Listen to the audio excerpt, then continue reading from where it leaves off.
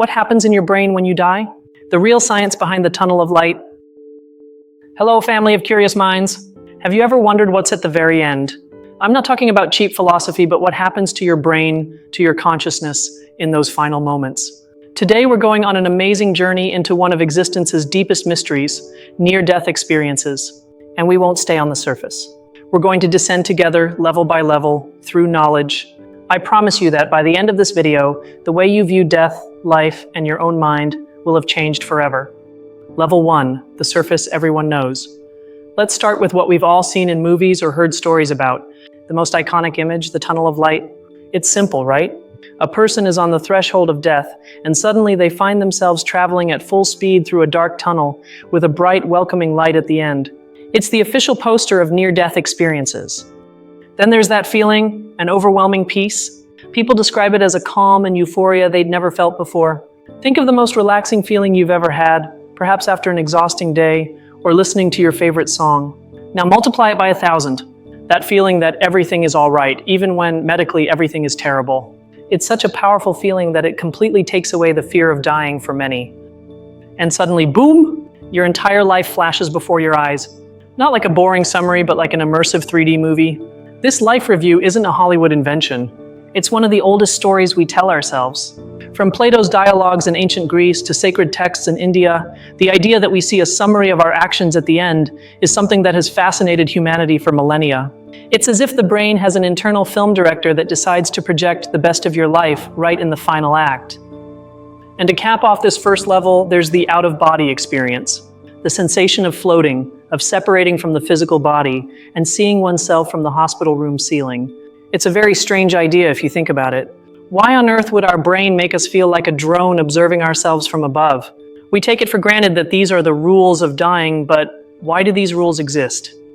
So there you have it, a tunnel, incredible peace, a life review, and the sensation of floating. This is what almost everyone knows about near-death experiences. But believe me, this is just the tip of a gigantic and amazing iceberg. But if this is what we see on the surface, what secret engines drive it from beneath? It's time to dive in. Level 2, the hidden mechanisms. Remember the famous tunnel of light? Well, science has a fascinating explanation. When the brain starts to run out of oxygen, a state scientists call hypoxia, it doesn't just switch off like a light bulb. It dims gradually.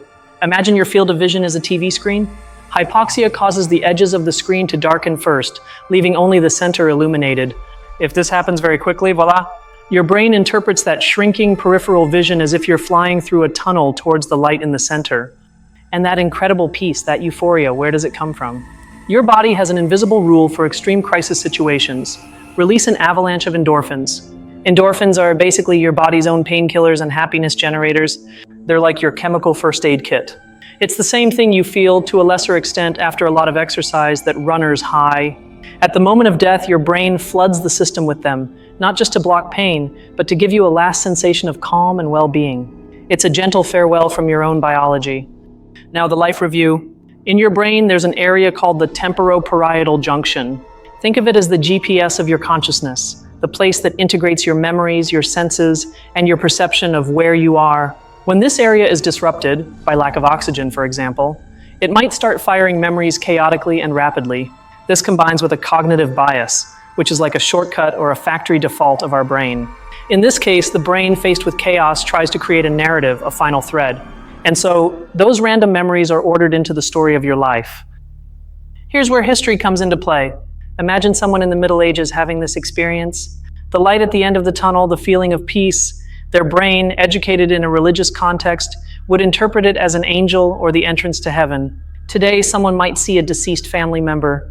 The biological experience can be the same, but the cultural software we have installed in our minds puts on the costume. It's a mini story our brain writes using the script it knows best. If you notice, all these mechanisms we've seen are not failures, but solutions. They solve a fundamental human need, facing the terror of annihilation. Hypoxia gives you direction, the tunnel. Endorphins give you peace. The life review gives you a sense of closure and meaning.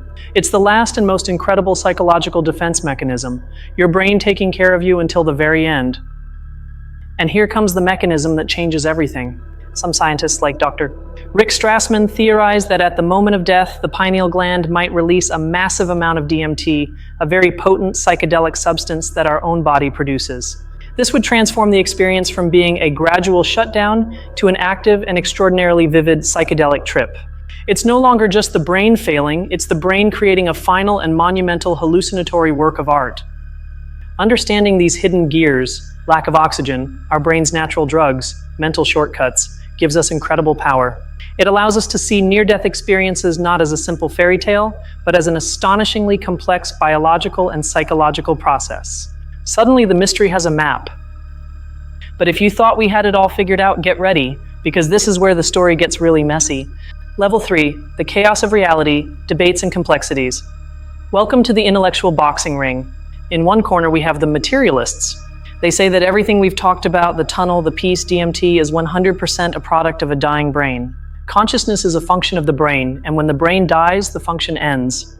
End of story. In the other corner are the transcendentalists. They argue that these experiences are so structured and profound that they could be proof that consciousness can exist, even if briefly, outside the brain. The debate is raging. Now, a secret between you and me. There's a widespread myth that everyone sees exactly the same thing. It's not true. Yes, there are common themes like those we saw at the beginning, but the details vary enormously with culture, beliefs, and the person's life. Why do we love to believe it's universal? Because it comforts humans to think that everyone, no matter who we are, shares a common final destiny. It's a longing for unity in the face of the great unknown. And here comes a mind-bending paradox. It's called veridical perception. There are documented cases of people who, while clinically dead and in their out-of-body experience, saw things that were impossible for them to see. For example, a patient who accurately described a shoe on the hospital roof, something that could only be seen from a great height. If the experience is just a hallucination within a brain that's shutting down, how is this possible? There's no easy answer. It's a real short circuit for science. Now let's get critical. Have we romanticized all of this too much? By focusing on peaceful and beautiful experiences, aren't we ignoring the reality that death is often painful, confusing, and tragic? There's an ethical debate about whether, by presenting these experiences as something desirable, we are somehow minimizing the pain of grief, or even creating a dangerously attractive view of the end of life. Is this really right? This controversy isn't new, but it has changed over time. Centuries ago, these visions were irrefutable proof of the soul's existence. Then, with the rise of science, they became mere symptoms of a diseased brain, almost an embarrassment. Today, we are in a new phase. Serious scientists in neurology and psychology study them, recognizing that, whatever their origin, they are a fundamental part of the human experience.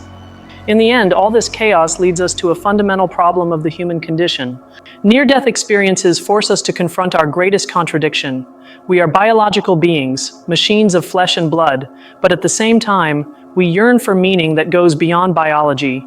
These experiences live right on that frontier, in that unbearable and fascinating tension. So, as you can see, the reality of the subject is a beautiful mess. It's full of passionate debates, unsolvable paradoxes, and questions that make us uncomfortable. There isn't a single clean answer, and perhaps that's the most honest thing we can say. All right, you've survived the chaos. Now it's time to see the details that separate the curious from the true connoisseurs. Level 4, expert knowledge, niche secrets. There's something that doesn't appear in typical documentaries. Recent studies, like those from the University of Michigan, have monitored the brains of patients at the moment of cardiac arrest. And they found something astonishing, an explosion of highly organized and coherent brain activity. The brain doesn't just shut down, instead it enters a state of hyperactivity just before the end. This burst of activity is specifically gamma waves. Explaining what gamma waves are is complicated, but here's an analogy. Think of your brain as a giant symphony orchestra. During the day, different sections play their parts, sometimes in harmony, sometimes not. Gamma waves are like the moment the conductor gives a signal, and the entire orchestra, every musician, plays a final, powerful, and perfectly synchronized note. It's an explosion of consciousness, of connecting ideas and memory all in an instant. And this brings us to a secret hero in this story, someone you've probably never heard of, Albert Heim. He was a 19th century Swiss geologist who, after surviving a near-fatal fall in the Alps, became obsessed with the topic. He interviewed dozens of other fall survivors and was one of the first to systematically and scientifically document the common elements, peace, life review, stripping away their purely religious veil. He was a pioneer who dared to take these experiences seriously long before anyone else. Now let's turn to a rebel theory. Most scientists stick with the dying brain idea, but there's an alternative view, like that proposed by physicist Roger Penrose and anesthesiologist Stuart Hameroff. They suggest that consciousness is not like computer software, but a quantum process that occurs within minuscule structures in our neurons. From this perspective, at death, that quantum information might not be destroyed, but simply escape into the universe. It's a radical idea on the fringes of science, but it forces you to think differently. And here's a detail that clashes directly with common sense. Many people who have had one of these experiences don't say it was like a dream. They say it was more real than reality. Think how strange that is. A brain that is shutting down, which should produce blurry and confused images, generates an experience of extreme clarity and lucidity. Our intuition tells us that less brain means less reality. But these testimonies say exactly the opposite. And now the aha moment. Remember that burst of gamma waves we mentioned? Let's connect everything. That explosion of coherent brain activity could be the neurological explanation for that feeling of hyper-reality. And those waves, which are key for linking memories, could be the engine of the life review. Suddenly, the subjective experience of my life flashing before my eyes with incredible clarity and the scientific fact of a burst of gamma waves that integrate memory fit together like two pieces of a puzzle. Wow! Reaching this level of detail isn't just about accumulating curious facts. It's about understanding that reality is infinitely richer and stranger than it seems. It's about gaining a deeper and more authentic insight into the limits of our own biology and consciousness. We've reached the limit of what's known. Do you dare to look beyond, towards the final frontier? Level 5, the final frontier, speculation, and awe. Let's look to the future. If we come to understand and control the mechanisms of a near-death experience, what could we do in 100 years?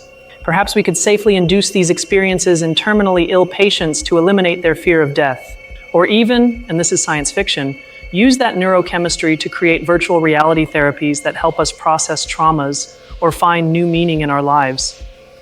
But even with all the science in the world, we arrive at a question that for now has no answer: the hard problem of consciousness. We can explain how the brain produces gamma waves and releases endorphins, but we cannot explain why that electrochemical activity feels a certain way. Why does a gamma burst feel like a journey of love and light and not like a headache or simply nothing? This why is the last frontier of neuroscience. And this leads us to a philosophical implication that can blow your mind. If your brain, at its weakest and most damaged moment, is capable of constructing a reality so coherent, meaningful, and more real than real, what does that tell you about the reality you are experiencing right now? Perhaps objective reality is not something you see, but something your brain constructs moment by moment.